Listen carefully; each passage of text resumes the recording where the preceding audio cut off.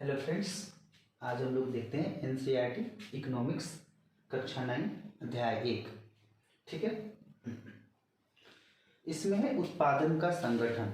ठीक है, यानी कि कोई भी चीज़, जब किसी भी चीज़ का उत्पादन होता है तो कैसे होता है, उसमें क्या क्या चीज़ें आवश्यक होती है, इन सब चीज़ों के बारे में देखते हैं। तो उत्पादन का उद्देश्य क्या है? किसी भी वस्तु और सेवाओं को उत्पादित करना होता है। ठीक है, जिनकी हमें आवश्यकता है। दुनिया में जितनी भी चीज़ों की हमें आवश्यकता होती है, जिसका उत्पादन होना है, ठीक है, उसके लिए कुछ ना कुछ चीज़ें आवश्यक होती है, वो चाहिए होती है, तभी वो उत्पादन हो पाएगा, नहीं तो नहीं हो पाएगा, मुश्किल होगा।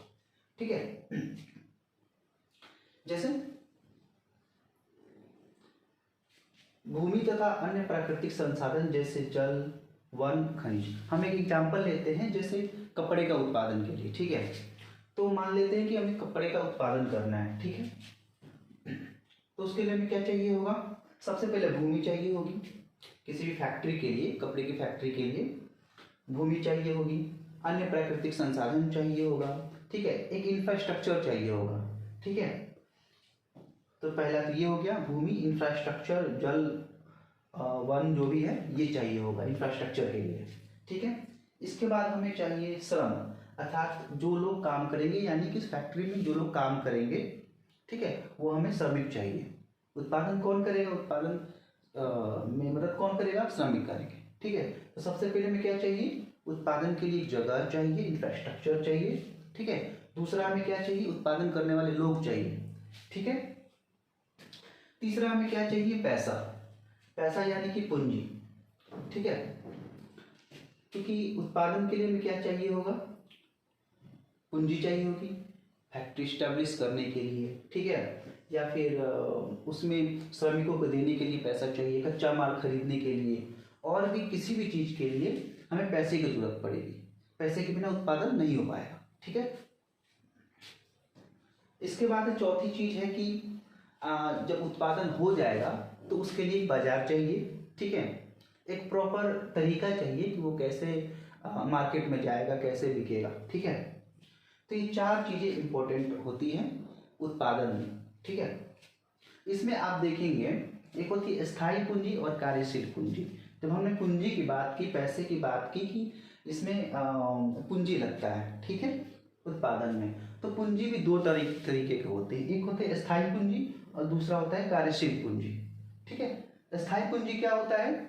स्थायी पूंजी वो होता है जो उत्पादन करता है। जैसे कि मान लीजिए कपड़े के फैक्ट्री के लिए, जैसे मैंने एग्जांपल दिया, तो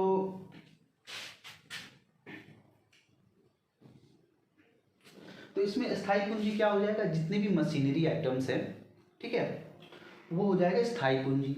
ठीक है, और कार्यशील पूंजी क्या हो जाएगा? कच्चे माल हो जाएंगे कार्यशील पूंजी। ठीक है, यानी कि एक बार उत्पादन करने के बाद वो चला गया, ठीक है, लेकिन स्थायी पूंजी बना रहेगा। ठीक है, जैसे मान लीजिए कपड़े की फैक्ट्री में जो कपास लगता है, ठीक है, तो वो हो जाएगी कार्यशील पूंजी, लेकिन जितने भी मशीन होंगे वो क्या होगा? स्थायी पूंजी होगा। ठीक है, जैसे कि आप देख सकते हैं उत्पादन हो रहा है।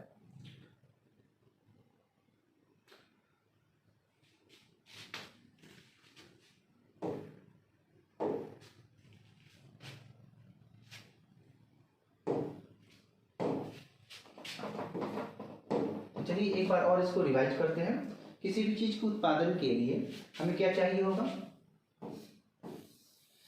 मैंने पहले कपड़े की फैक्ट्री एग्जांपल दिया, एक और एग्जांपल ले लेते हैं, जैसे कृषि का एग्जांपल ले लेते हैं। ठीक है, अब दोनों को मिलाते चलिएगा, वैसे ही फिर बैठेगा।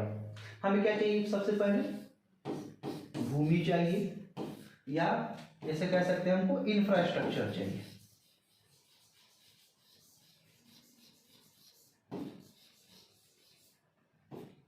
ठीक है,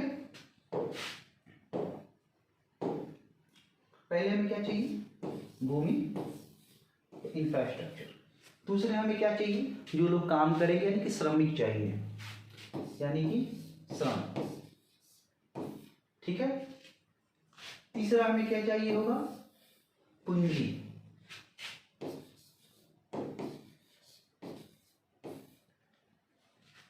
अगर हम लोग खेती भी करेंगे तो उसमें क्या चाहिए, फसल को लगाने के लिए पैसे चाहिए, ठीक है, कीटनाशक के लिए पौधे पैसे चाहिए, और क्या चाहिए, उर्वरक के लिए पैसे चाहिए, ठीक है। अगर हम लोग श्रमिक लगा रहे हैं खेतों में काम करने की तो उसके लिए पैसे चाहिए।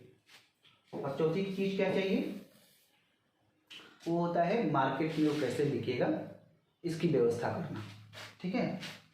तो बाजार से रिलेटेड, बाजार या यूँ कहें कि बिक्री से रिलेटेड कोई भी चीज़, अगर किसी भी चीज़ का उत्पादन हो जाए और बिक्री ही ना हो तो क्या फायदा है, ठीक है। तो इस तरह से हम देखते हैं कि किसी भी चीज़ का जब उत्पादन होता है, चाहे वो कृषि का प्रोडक्ट हो या कृषि का प्रोडक्ट ना हो, ठीक है, उसमें कुछ जरूरी चीज़ें होती हैं, जरूरी कारक होते हैं, ठीक है, तब उत्पादन संभव हो पाता है, ठीक है।